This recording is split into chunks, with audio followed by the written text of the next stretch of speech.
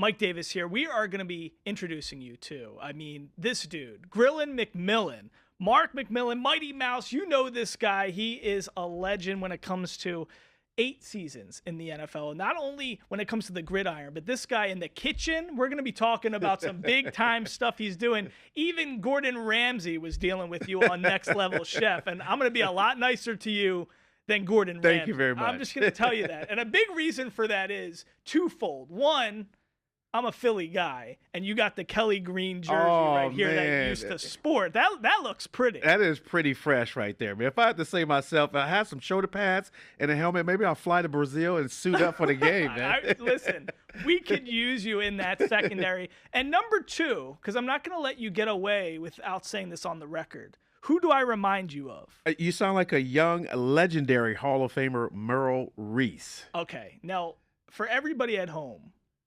Merrill Reese, he's a legend. This guy's got that timbre, that beautiful voice. I sound nothing like that guy. But you're telling me when he was young, he was like, I'm 32. He's probably 80 now. Yes. Still doing it, still killing it, just got into the Hall of Fame.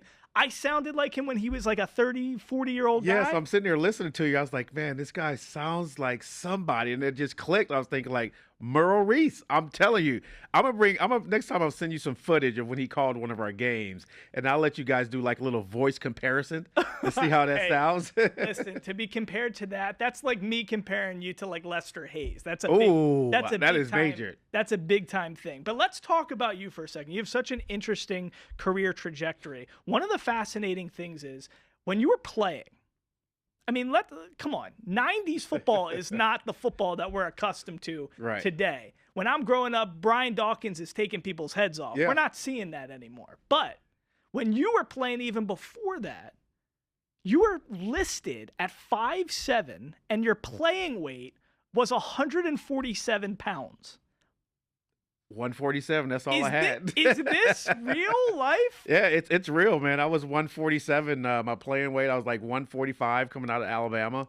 I know a lot of scouts kind of frowned upon that because they were like, man, he's too small. There's no way he's going to make it into the NFL. But that was my playing weight, man. And then me and Eric Allen, the crazy thing, we used to weigh our shoes before we played every game just to try to get as light as we can, as if I needed to be any lighter. Wow. And did that help you in a lot of ways? Do you think that gave you like a lightness and an edge and a kind of a daftness, a way that you were able to just be more agile? I think a mental edge, you think about like these guys are wearing, shoes, but back then we had turf shoes and they wasn't as advanced as they are today. So some shoes just come in a lot heavier than other shoes. We were both sponsored by Nike back then, and obviously Eric had a better Nike deal than I did. But, the shoes were, it was as a defensive back, man, you're only as good as your feet. And that is like a receiver with his hands. Right. A defensive back, man, your feet has to be comfortable. You got to get your pedicures. You got to get your manicure. You would do that weekend? Oh, yeah, weekend, man. I used to always get my pedicures, man, get my feet hooked up, man, all the time. See, a lot of guys I do hear that about. But let's do this. Let's circle back to the Eagles in a little bit. Let's start, though, how you got there. Because you had a very interesting trajectory. Growing up in California, raised by your grandparents, your mom, really tight-knit family. And it's very, apparent just how good of a guy you are in community. And we'll learn a little bit about your raising and all that kind of stuff. But you started at JUCO. Yeah. And you actually didn't start playing high school football till your senior year. Man, you did your homework, man. You're on it. And then you didn't end up but let's be real, because to then end up playing with Gene Stallings at Alabama, to not play high school till senior year, to go to a JUCO, how the hell did you get to Alabama? Oh, man, that's the question everybody wants to know. You had USC, you had UCLA right there in my backyard, but neither one of those schools recruited me, and I ran track and played football my final year of high school. Just those guys were massive. Right. And I was probably like 130-something in high school, and these guys were so big. I was like, man, there's no way I'm going out there and play with those guys. So I was in the stands, with my sisters and all the young ladies just cheering on the guys. And, my senior year comes around, and my mom was like, yo, what are you going to do? Like, you're always talking about how good you are, and, we'll go to the park, and I'm clearly the best, fastest kid on the block. And I just never went out for the team. And to go even further back, I tried out for my Pop Warner team and got cut. Really? Yes. They said I was too small My first time ever touching the ball, I scored for like a 60-yard touchdown. And there was another guy I was in competition with. So the next day I come back to practice, and the coach is like, "Hey, you can't play, but we have a position for you." And I'm thinking like, "Oh shoot, let's go." I was the water boy. Oh my God. I still have the trophy to this day that says sports trainer back in the 80s. So I used to always keep that trophy As a on reminder. as a reminder that, this is the stuff that I have to go through. So So this is like an MJ story, how MJ was cut. I mean, you got cut, and so you really, Pop Warner, you got cut from there. You're a water boy. And then you ultimately drum up not even the courage, but just the interest, I guess, Yeah. to play high school football. And then once you play that senior year, you're just a stud from the get-go. How did that work? the guy that was actually in front of me, he was actually way better than me. He was probably like 180 pounds, maybe 6 feet. And the other corner on the other side was Deion Lambert, who was probably the second best receiver in the nation at that time, and the number one defensive back. So our defensive backfield was loaded with guys. And then I think it was like week 4, week 5, the guy in front of me, he goes down and tears his knee up. So the coaches are looking around, and everybody's looking around. It's like, dude, you're up next. And I'm thinking like, man, I got to go in and, guard these guys. But, once I got acclimated with it, the guys really rallied behind me and looked out for me and kind of showed me the ropes, because I'm just used to playing football in the streets, not organized football where guys are trying to take your heads off. So it just worked out from there, man. My senior year, like I said, then ran track. And when I went to Glendale Junior College in California, I walked in and, I was a track guy. So the track coach said, "Hey, what do you think about playing football?" And I was like, these dudes are college guys. There's no way. I was scared to play high school, let alone go to college football. So just walked into the office and told the coach, like, "Hey, I want to try out for the team," and tried out, and things just kind of took off from there. I love it. And I mean, so you got that Aaron Rodgers, that Jimmy Butler. That JUCO life, baby. That JUCO pedigree. But then you go to Alabama, and you know what? You have a pretty decent career there. I think you had a 98-yard interception touchdown return. It might still be a record, I believe. And, you ultimately get drafted in the 10th round of the 1992 NFL draft. I was born in Number 272. Number 272. I was born in 92. That was a good year. You go to the Eagles, and I mean, you're going into a huddle with guys like Reggie White. Yeah.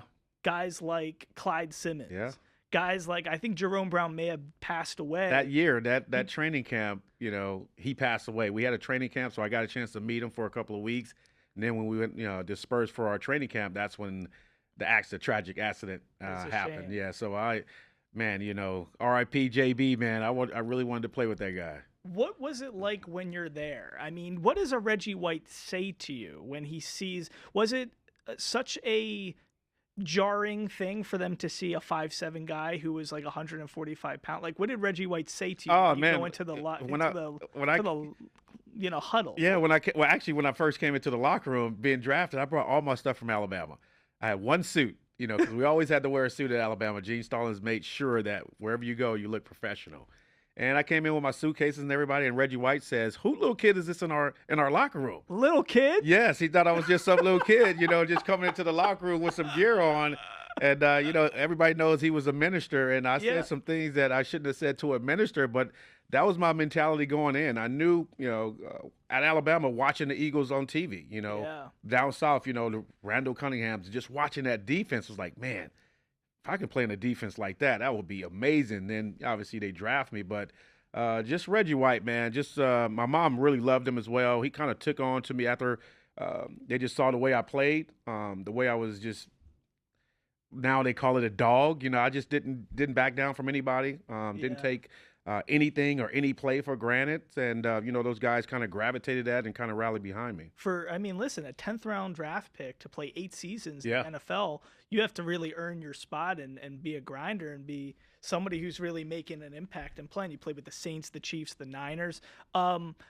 So you really missed out because, that defense, the Buddy Ryan Eagles, that was like a big time. But was it Kotite or was it Buddy Ryan? I would say it was Bud Carson. I know I know Kotite was the coach, but back then as our defense, everybody knows that, nobody really kind of gravitated to Kotite. Right. It was Bud Carson who was our defensive coordinator. So Ryan had already left. Buddy had already left, but all those guys that were still on that team that year I got there were all Buddy's guys. Gotcha. So they still had that same dog mentality. Don't take any prisoners. We just didn't care about anybody. And obviously, the Philly fans, they grown to know good defense, and that's what Philly is known for. Just hard-nosed defense, man. Just never giving up because the city it's a grimy city, man. And the players, especially playing in the vet, we rally behind that. And we really, took that to heart when we stepped on the fields. Like, man, we're playing for this city. We're playing for the names on our backs, our families, and I always play for the 700 level people, man. There you go. I was a big fan of the 700 people, man. I love it. Listen, it was so many great times and teams, and listen, the Eagles are a staple in that city, and people love it. So as we're looking at the NFL today, I mean, a lot has changed, Yeah. but there weren't a lot of, we're seeing smaller corners than we used to see, right? I mean, I'm thinking of the Asante Samuel types, like, even years ago, the lesser Hayes, these guys were bigger kind of guys, right? So, I mean, how much have you seen a transition in the type of defensive back and secondary play we've now seen in the NFL? How do you think that's kind of changed over the years? Well, guys are so fast and so athletic. The days of the big cornerbacks with the big shoulder pads are kind of gone. These receivers are bigger, stronger, faster. Some of them are more stocky. Like if you look at a Deebo Samuels in person, he's a big dude, right? And you got to be able to be a lot quicker than he is because you're not going to out physical him, right? So now you see McDuffie for the Chiefs, who's a nickel guy from UW, who's I'm a big fan of his game. Elijah Molden, who's another guy that got traded to the Chargers, where I played with his dad, Alex Molden, with the Saints. So now to see him go to the Chargers, man, to the Rams, I'm excited about that. And I think that one of the Jets players, he just got an extension for like 30 million. Oh, really? And he's a nickelback. Wow. And so a nickelback, those guys are getting paid big time money, but seeing guys go out there and just get after it. I was a big fan of Asante. He was, man, anything in his area, he was trying to pick it off and go back for 6. So and his son's doing it now with the Chargers as well. So it's an interesting thing. So in the guys that you've had to go up against in the NFL, I mean, tell me a little bit about the hardest guy you faced probably. They're all hard. Who is the one dude that you were just like, I mean, this is gonna be painful. Like you were not even excited to see. It shocks a lot of people when I mention the name, but obviously he was a really good player. It's Gary Clark. Really? For the Redskins, because he was a smaller guy, but he was physical and he ran really good routes and he could match my intensity. Like he was just me on the offensive side of the ball. So I was basically guarding myself, but he was so physical and his routes were so good. We used to battle, man. I know a lot of people was like Art Monk, but Eric was on Art Monk. But Gary Clark, man, they played together, him and Art Monk? Yeah, they were, yeah. So Art was like the big kind of more Mike Evans-y type of guy. And he was more like what? Clark was more like a Tyler Lockett kind of guy? But way physical. Way more physical than almost like a Steve Smith physical type. Oh, okay. So, he obviously he was a late round pick as well. So he always had that chip on his shoulder, the Three Amigos, and everybody was talking about Art Monk, but on the other side, man, he was one bad dude. Okay, now let's talk a little bit about this season. Obviously, some of the big storylines as we're heading into week 1, the Chiefs looking for that three-peat. It's never been done before. Do you see them really being able to pull this off? I mean, is anybody going to be able to stunt and this three-peat effort that they're going to really go? Well, you still got to line it up. Injuries, barring any injuries, I always tell people every time I do a show or TV segment, until number 15 goes down, they are going to be in the mix. And he's just that good. He's like the Michael Jordan of basketball, the Tiger Woods back in his day when he tees it up. You got to really bring your A game. And, obviously Big Red, Andy Reid, man, he is just dialing it up. They bring in new running backs. They bring in new receivers. They just rotate. Everybody thought they were going to go down when Tyreek Hill left, but obviously they got better. Right. So number 15, man, Pat Mahomes is the real deal. And until somebody knock those guys off, man, they're the champs. And I always say you got to draft to beat the Chiefs, especially if you're in the AFC, because you got to see them at some point. Yeah, twice. If you're not in the AFC West, you're seeing them twice. Yeah, it's not easy. If you're not drafting, D linemen to get off the edge to try to put pressure on them, or defensive backs to cover Yeah. Kelsey because he seems to kill the Raiders every time. Yeah.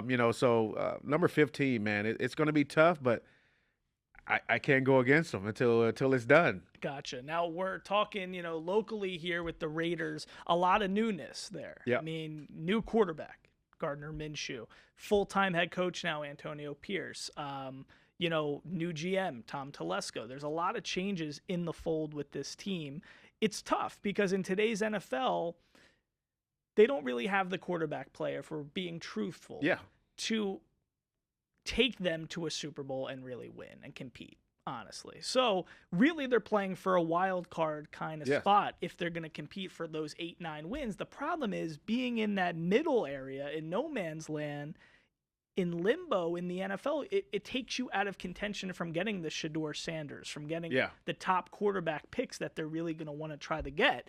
Because a lot of people thought, hey, they might be going for a Penix, but they couldn't get some of these guys that they could have, really used. So from that standpoint, being a smart mind, a former player, a guy who's a broadcaster now who knows what's going on, what should Raiders fans think right now? Because it's a hard spot to be in when you don't have a franchise quarterback in today's NFL. So what's your outlook for a team like this, and how does the team compete from that standpoint, knowing they got the best backup in the NFL from a quarterback standpoint, but he's not the guy who's going to win you the Super Bowl. Right.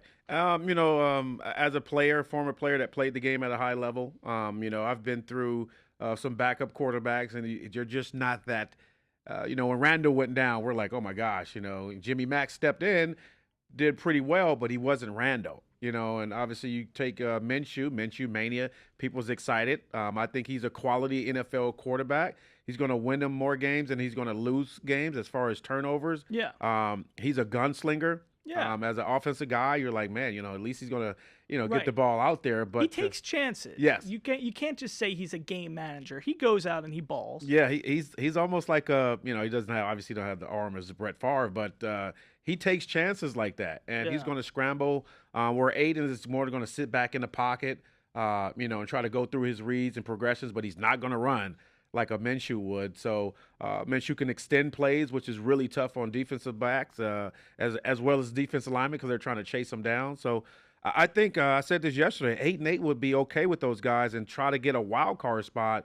And once you're in the playoffs, anything can happen. Yeah. So I think barring any serious injuries, I know Devontae Adams is, there's been a lot of rumors about him not happy here. I think you got to get him the ball early.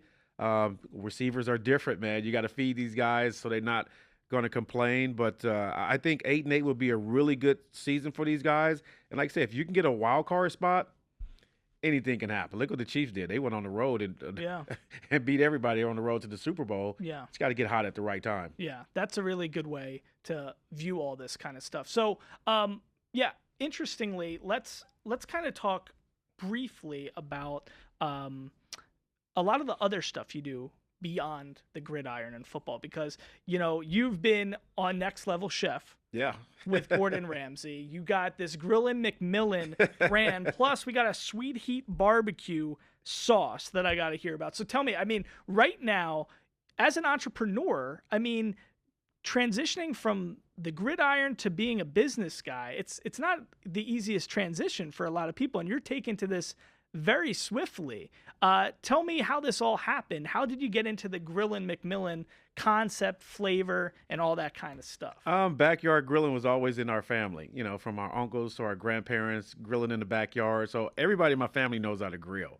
I just have a platform that allows me to get into doors that a lot of people can't get in, which I'm blessed for, and I never take it for granted. And the brand just kind of evolved a little bit. COVID, definitely helped because it was like, well, we can't go out to any restaurant, so we got to sit here and cook. And, I was just in the kitchen with a couple of my buddies just mixing and matching spices and seasonings. So it took us 2 years to get the recipe. To get the recipe dialed in. Wow. Good enough for the spices and the barbecue sauce, because we put it on everything from fish the chicken to like we did our homework. Okay, And so we got 2 of these, and they're in Ace Hardware, right? yes, Ace Hardware in Henderson at the Horizon Ridge Ooh, location. okay, that's right near me. Oh, there you go. Yeah, You got to I'm go gonna grab I'm you gonna go some. grab some. You better hurry up because I just like the smell in Ace Hardware. we you just know? did a cooking demo this last Saturday at the Ace Hardware store. So I probably only got like when I left, we only had 1 bottle on the shelf. Oh no! So we kind of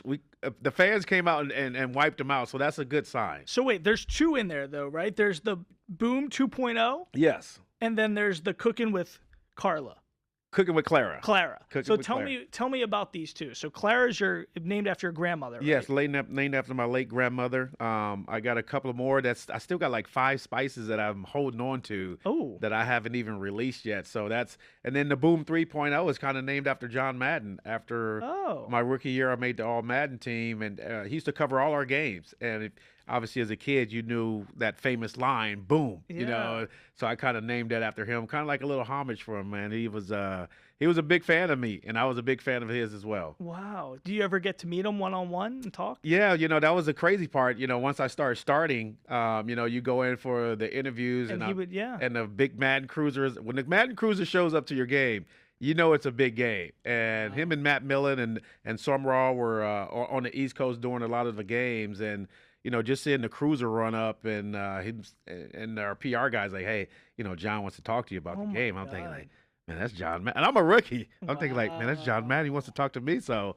man, big shout out to John Madden, man. So that was pretty cool. What was he like? I mean, we all kind of know what he was like. I mean, he was so larger than life type of dude. But tell me what it was like just being in his presence. Oh, I was like a kid in a candy store. I was in awe. Like you say, you take a 19, 20-year-old kid, and all of a sudden he's talking to John Madden, the great John Madden, who calls, the best games. Him and Pat, man, they were like probably the best duo as far as calling games back then. So I was just in awe, man. I just walked in. I was shell shocked, and he probably saw it on my face. He was like, "Hey, just relax, just sit down. We just want to ask you some questions about the game." Obviously, it was the Cowboys and the Redskins, so we're always playing against really good quality receivers from Michael Irvin or Alvin Harper to like I said, Art Monk. That was in that division. So we had some really good receivers that I had to go up against. It's pretty crazy. Which sauce would John Madden use for his turducken of yours? Oh, man. I don't know if he's a spicy guy. Probably the Boom 3.0. I would say probably after him. Yeah, he probably used the Boom 3.0. And I don't think the turducken would last long, man. The spice is so good, man. It's smoky. It's sweet. It's amazing. And then on Next Level Chef with Gordon Ramsay, so Yeah. you were on that show and competed. And tell me a little bit about that experience, because I mean, Gordon Ramsay is like the I'm trying to think of the coach that would inspire that much fear like him and be kind of I would say maybe like a Bill Parcells or something like. You're shaking in your boots with that guy. What was that like to be on that stage? I mean, did you have more fear in that setting than you had on NFL Sundays, or was it scarier to be in that Next Level Chef with Gordon? I was calm, it's crazy to think that obviously playing, as many years I've played in front of millions of people, I was always on TV anyway. So a lot of those cooks and chefs, that was their first time ever being on TV. And just going through the whole process, it took a year. Just going through the background check, asking all these questions. I used to post food on Facebook, and they'll comment like, hey, that doesn't look good. Like, Gordon's huge on plating. So you got to work on your plating to get on the show. So once my plating started changing, people on Facebook was like, yo, what's going on? Like, why is your food starting to look a little like restaurant quality? Wow. But I was doing that for them because they were watching everything that I was putting out. And, finally made the show a year later and got my passport the day before I was to leave. And we filmed the show in London. Wow. A lot of people thought it was here in Vegas. Yeah, that's what I thought. No, we were in London, man. They flew us all the way to London, England. And, the first day we get there, we just did a ton of interviews. I think it was probably like 20-something. It was like 4 extra people that they flew over there. Oh, my God. Just to see, like, and the interviews, I was just being myself. And everybody's like, oh, my God, this guy's crazy. Like, we got to have him on the show. And, woke up the next morning and those 4 people, the extras, they got cut from the show, so they had to fly all the way back to their wow. Oh, so homeland. So they invest a lot of time and money into trying to yes, figure out this cast. yeah. So it was great, man. And then obviously our first time we meet Gordon, you know, I was on his team, which was crazy. You know, there was Chef Arrington and there was Chef Blaze, who all are amazing Yeah. chefs. But you know, everybody wanted to. People was like, I don't want to be on Gordon's team. I don't want him to yell and curse at me. And I was like, dude, bring it on. Like, you know what I'm saying? Like that, I'm open to that, and I'm okay with that. And it just probably just fuels me even more. So, what an amazing experience, man, for me to go from the gridiron to being on Next Level Chef. Like Hey. that is, I think it was like 5,200 people applied for that show, and you know, and we're down to what I think 20 people that made it. Yeah. So it was a great ride, man. Shout out to Chef Tucker, who was on my team, who actually won the whole thing too. Oh, he won. So see, that's a pretty amazing thing in itself. Wow, so much incredible stuff. What a life when you reflect back on everything, all these experiences, all these opportunities, growing up, being raised by your mom, your grandparents. I mean, you know, what would they think of everything that you've accomplished? I mean, tell me as you reflect on everything. It's an inspiring story. Yeah, I try to just look forward, man. I try not to look back. You know, what I did in the past was great. Obviously, I don't want to downplay it. It's amazing.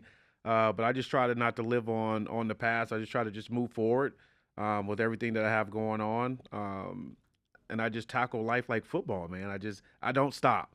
I will not stop. I go around to different stores with my sauce and my spices, say, hey, would you like to carry my line? And people are shocked that it's actually me, you know, promoting my stuff. But that's just me, man. I like to be personal. That's why Ace Hardware is really a great partnership with me, because it's almost like a family atmosphere when you walk in. Yeah. It's a small, friendly, everybody says hello when you walk through the door. Yeah. So I just love that partnership. But I just try to stay focused on what's ahead, man. I can't look back until it's all done. You know, once I'm done with selling sauce and all this, then maybe I can sit down with my grandkids and be like, hey, your granddad was okay. I love that. Well, listen, it's incredible having you in here. The last thing we do have to mention before we let you go, for locals here, Evil Pie. Yes. Also, there's pizza involved in this incredible journey of yours. My producer James, he's at Evil Pie every other week. Oh, that's great. So tell me what we got to order to get your slice there, because there's a whole pizza there that's got your goodness. Yeah, it's the Grillin' McMillian barbecue chicken pizza topped with bacon, caramelized onions, Ooh. mozzarella cheese, and a little white cream sauce. So it is amazing. So they toss the chicken in my Cooking with Clara spices. So you get that little spice. Wow. And then they drizzle on top the sweet heat barbecue sauce. So it's an amazing pie, man. They really knocked it out of the park. Chef Richard over there at Evil Pie, Samantha, thank you guys very much for this. This is like my 4th charity pizza that I've done with them. Wow. So I have a great relationship with Evil Pie. So go out there, and every slice, $1 gets donated back to my Live Foundation, which is for kids that's been harassed and bullied, as well as the Nathan Allison Hospice Care Center here in the Valley. Wow, you got so much good stuff you're doing for us here in the community.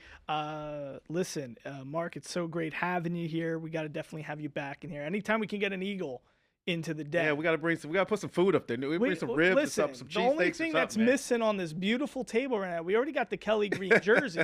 Now we just need some of this pizza. Oh yeah. And some of this sauce. But I'm gonna go to Ace Hardware and try. I just listen. You go in the Ace Hardware, you feel like you're in Mayberry. Yeah. I feel like Barney Fife is gonna come out of one of the aisles and just say hi to me. I mean, it takes you. It's old school. Yeah, man. I love it, man. I love it. I'm gonna go check to see if I can get that last bottle too. Okay. All right, we're gonna. You got to take a picture of it. It don't happen until you take a picture. I got your cell number. I'm gonna send it to you. The great Mark McMillian, Grillin' with McMillian. Go check out his sauce and go the Evil Pie and go get the Grillin' McMillian pie. Great having you here with us. We'll have you back in here sometime soon. I appreciate it, man. You guys got a fantastic facility. Which, man, whoever designed this did an amazing job, man. And I heard I was the first guest in here, so you are the first guest. We're gonna give shout outs to Mike Core, our big boss, facilitating, seeing the vision for this whole thing, because we used to have a whole different podcast. This is much crazier, better. This is just This sweet. is top. This is like a Andy, Cadillac, man. Ryan, I mean, Doug, so many great people were a part of making this vision come to life. Jeff, so we appreciate that. Yeah, and you're the first dude to. James is going to be in that seat in a few minutes for the rest of the show. Oh, okay. But you're Let's go. You're the first guest Gotta to be. fly the wings, baby. See, there you go. You're the first time guest here in the Den. Guys, make sure you come check us out. We got so many great episodes, full shows, podcast interviews, so many great things going down here in the Den. We'll see you next time. Until then, I'm Mike Davis, Mark Grillin McMillian. Thanks so much for being here. We'll see you guys next time here on SOS.